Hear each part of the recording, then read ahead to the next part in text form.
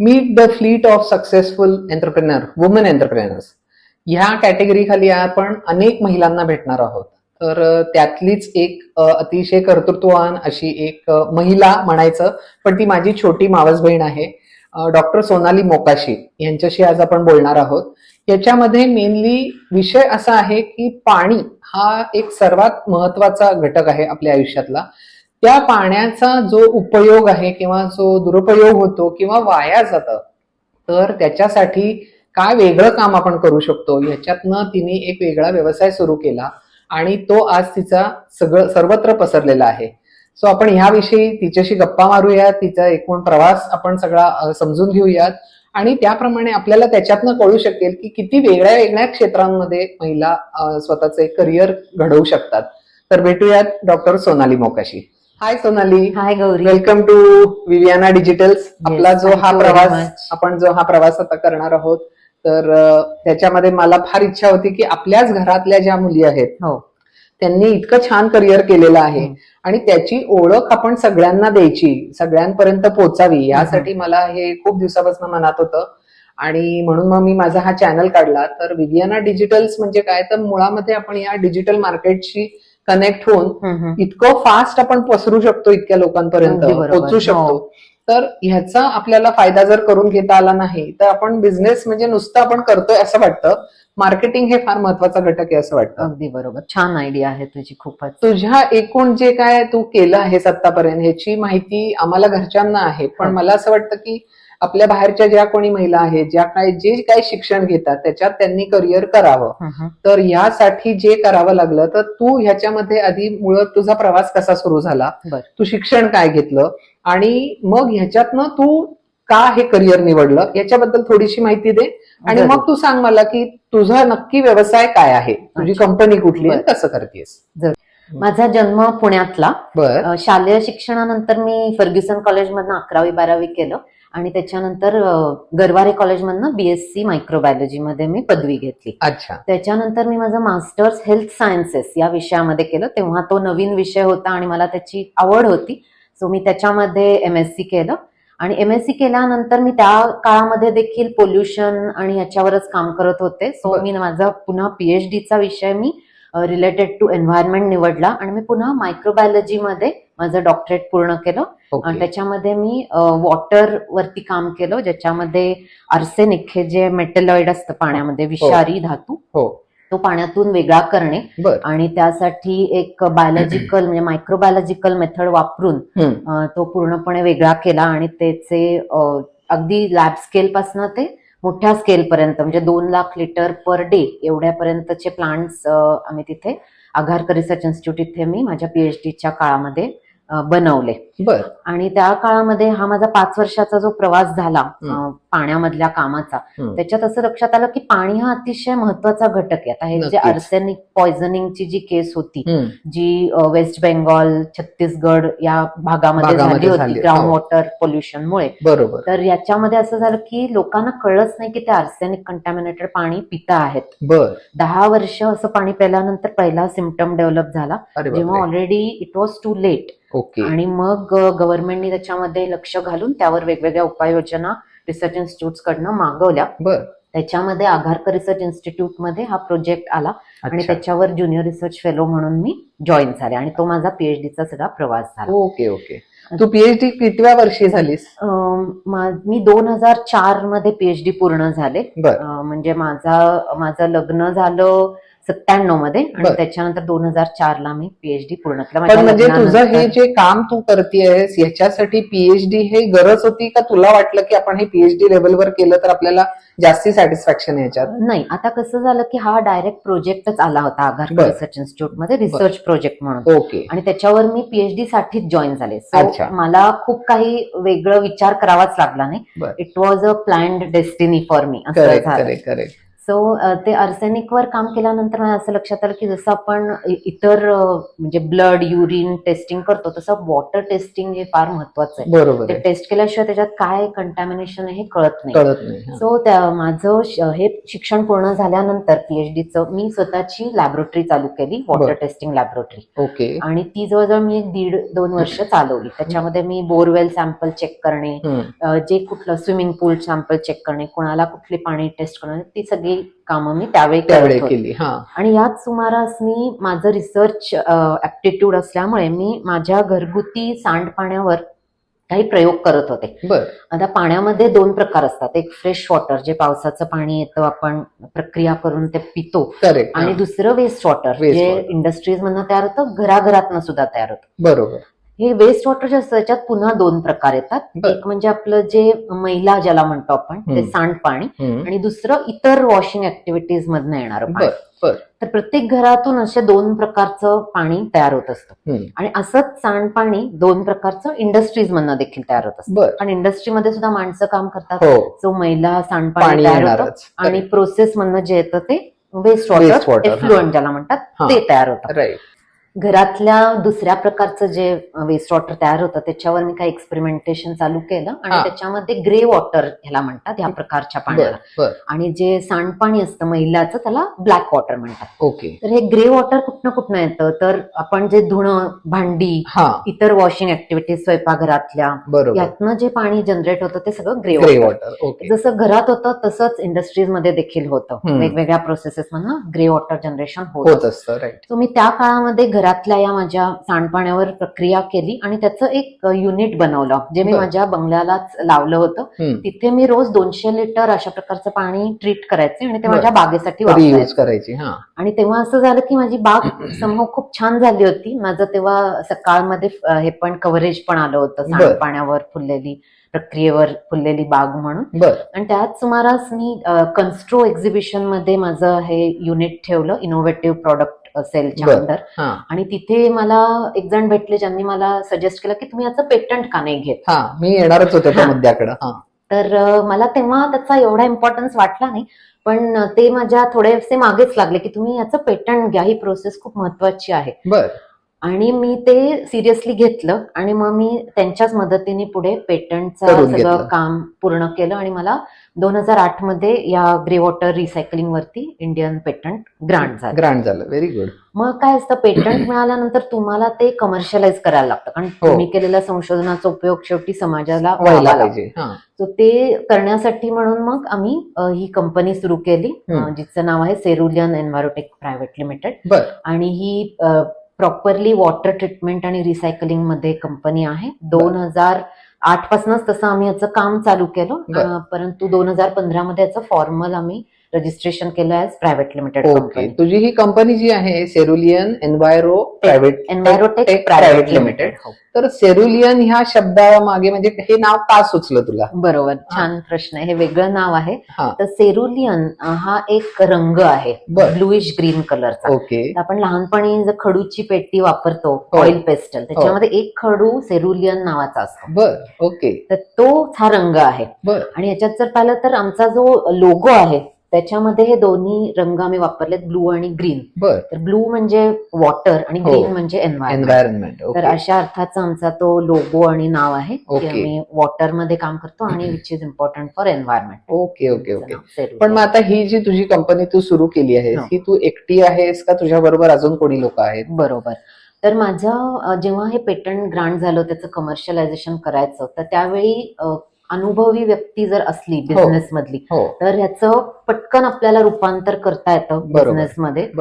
Initial स्टेजेसला जरी कष्ट पडले तरी सुद्धा आपण प्रॉपर मार्गाने तिथपर्यंत जाऊ शकतो. अशा ह्याने मी आमच्याच फॅमिलीतल्या काही जे बिझनेसमन आहेत त्यांना अप्रोच झाले, ओळखीच्यांमध्ये अप्रोच झाले, आणि त्यातून मला माझा मावस भाऊ आहे इंद्रजित राव यांनी इंटरेस्ट दाखवला की ताई मला ह्याच्यामध्ये इंटरेस्ट आहे आणि आपण दोघं मिळून हे करू शकतो. इंद्रजितची ऑलरेडी बिझनेस आहे, त्याचा फॅमिली बिझनेस आहे, 42 वर्षापासून बिझनेसची डीलरशिप आहे, छत्रपती संभाजीनगरला त्यांचं मोठं ट्रिनिटी ग्रुप म्हणून युनिट आहे. बरोबर. सो त्याचाच भाग ही कंपनी आता झाली आहे. सेरुलियन एन्व्हायरोटेक प्रायव्हेट लिमिटेड बर. Is a part of Trinity group now. Okay. आणि त्यामुळे आता आमच्याकडे सगळी मॅनपॉवर आणि हे सगळं व्यवस्थित आहे. Okay okay.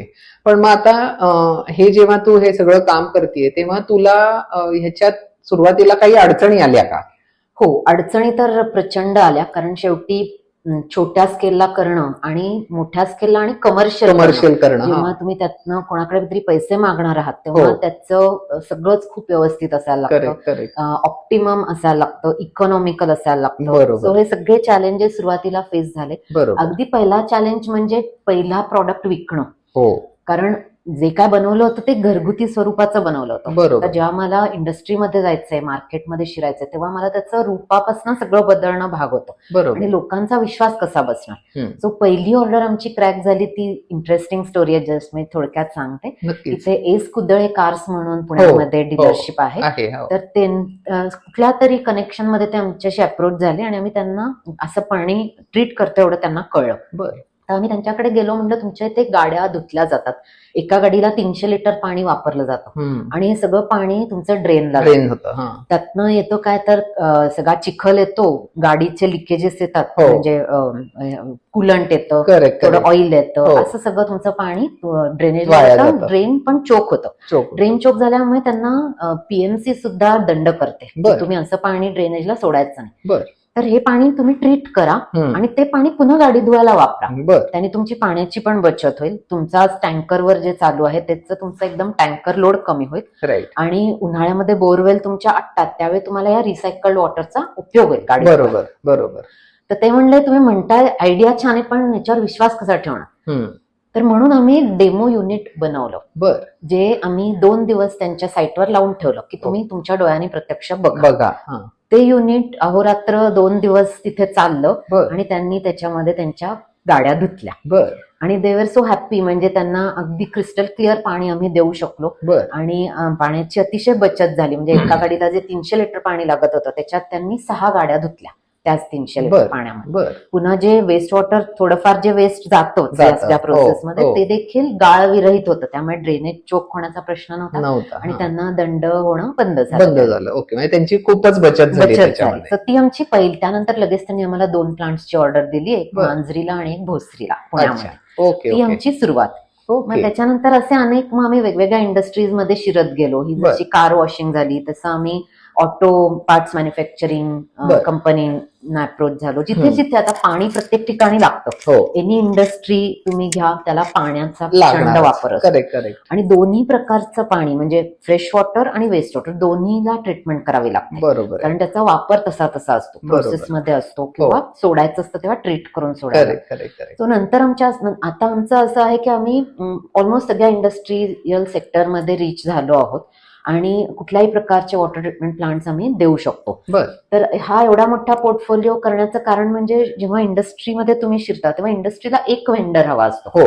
वॉटर म्हणलं की सेरुलियन, मग सगळी जबाबदारी तुमची. मग तो पाणी शुद्धीकरणाचा पिण्याच्या पाण्याचा प्लांट असू दे किंवा सिवेजचा प्लांट असू दे किंवा काही तुम्हाला स्पेअर पार्ट्स हवे असतील त्याचे ते असू दे, मॅनपॉवर हवी असू दे, कन्झ्युमेबल केमिकल सगळ्याला हीच पार्टी आम्हाला पाहिजे. अशा पद्धतीने सेरुलियन इज अ एक्झाम्पल, पण असा एक वेंडर त्यांना हवा असतो. त्या दृष्टीने आम्ही हळूहळू करत आमचा कम्प्लीट पोर्टफोलिओ तयार केला आणि आज आम्ही वॉटर ट्रीटमेंटमध्ये सर्व प्रकारचे वॉटर ट्रीटमेंट प्लांट्स, ज्याच्यात ईटीपी, एसटीपी, आरओ प्लांट्स, त्यानंतर बॉयलरसाठी डीएम प्लांट. मी एक मिनिट, आरओ प्लांट्स जे असतात हे म्हणजे रेसिडेन्शियल कॉम्प्लेक्सेसला देतात का इंडस्ट्रीयलला देतात? दोन्हीकडे देतात. रेसिडेन्शियलला त्यामानाने कमी वापर असतो, कमर्शियल सेक्टरमध्ये जास्ती असतो, ऑफिसेसमध्ये जास्ती असतो. आणि तुमच्या या कामाचं जे काय तुम्ही करता आहात तर हे तुम्ही फक्त इंडस्ट्रियल सेक्टर बघता का रेसिडेन्शियल पण कव्हर करू शकता? आमचा 90% फोकस इंडस्ट्रीजवर आहे, कारण एकतर इंडस्ट्रीज मधनं खूप मोठ्या प्रमाणात वेस्ट वॉटर जनरेट होत आहे आणि आज आपण जर पर्यावरणाकडे पाहिलं, आपले नदी नाले जे दूषित होत जातात सांडपाणी तसंच सोडल्यामुळे, याला इंडस्ट्रियल एफ्लुएंट जास्ती कॉन्ट्रीब्युट करतात. अर्थात डोमेस्टिक देखील, कारण पॉप्युलेशन एवढं आहे, पण डोमेस्टिकला ट्रीटमेंट करायला आपल्याकडे कॉर्पोरेशन्स आहेत जिथे कॉमन ट्रीटमेंट प्लांट्स असतात आणि आता 100 फ्लॅटवरच्या सोसायट्यांना हे सांडपाणी प्रक्रिया ही कंपल्सरी झाली. कंपल्सरीचे हा तो आम्ही Reuse 100 करायचं फ्लॅटवरच्या त्यांनी. सोसायट्यांना देखील आम्ही देऊ या शकतो. सगळ्या facility okay okay services okay देतो. ओके. पण मग आता ह्या ह्याच्यामध्ये तुझं कार्यक्षेत्र हे तुझं आता पुण्यापुरता लिमिटेड आहे का तू पुण्याच्या बाहेर पण केलेलं आहेस काम? पुण्याच्या बाहेर देखील केलेलं आहे, महाराष्ट्रामध्ये केलं आहे. आता ओके. रिसेंटली आम्ही पॅन इंडिया एक्सपांड होतोय. ओके. आमचा नुकताच एक प्लांट तेलंगणा हैदराबादला बर. बसला आहे. बर. तर आम्ही CSR चे प्रोजेक्ट देखील करतो. CSR ना खूप असे प्रोजेक्ट लागतात त्यांना. हा, बर. समाज उपयोगी. Correct correct. तर हा आमचा तेलंगणाचा प्रोजेक्ट CSR प्रोजेक्ट आहे, जिथे बर. आम्ही एका गावासाठी हम्म. स्वच्छ पाणी म्हणून RO प्लांट बसवलेला आहे. बर. त्याला आम्ही वॉटर ATM जोडले, जसं मनी हो, ATM असतं हो. तसं वॉटर ATM असतं. हो हो त्यात कार्ड घातलं की तुम्हाला पाणी ठराविक मिळतं. अमाऊंट ऑफ स्वच्छ पाणी प्यायला मिळतं. बरोबर. तर हा हा. आमचा रिसेंट आता प्लांट तेलंगणाला बसलाय. तसंच बर. आमचा एक गुजरातमध्ये देखील प्लांट आहे. Okay okay. म्हणजे तुमची आता ती कपॅसिटी आणि तयारी हे दोन्ही आहे की जे तुम्ही पुण्याच्या महाराष्ट्राच्या बाहेर सुद्धा तुम्ही पोहोचू शकता. हो सो तुम्हाला चौफेर गोडदौड आता तुम्ही हे करू शकताय. हो. आता जेव्हा तू हे बिझनेस हा चालू केलास तर ह्या बिझनेसला तुझ्या घरनं तुला कसा सपोर्ट मिळाला फॅमिलीतनं?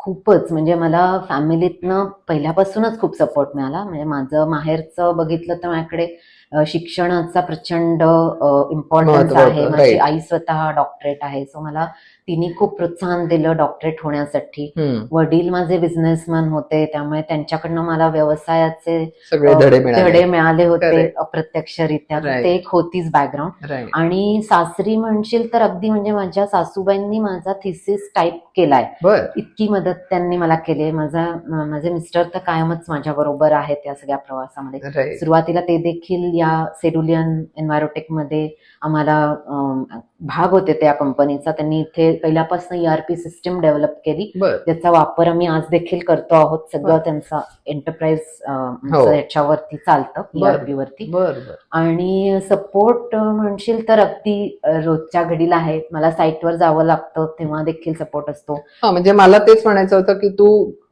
बऱ्याच महिलांचं असं असतं की जेव्हा एखादा जॉब करायचा असतो तेव्हा हे तर त्यांचं असं होतं की आपली ओढाताण होती. हो.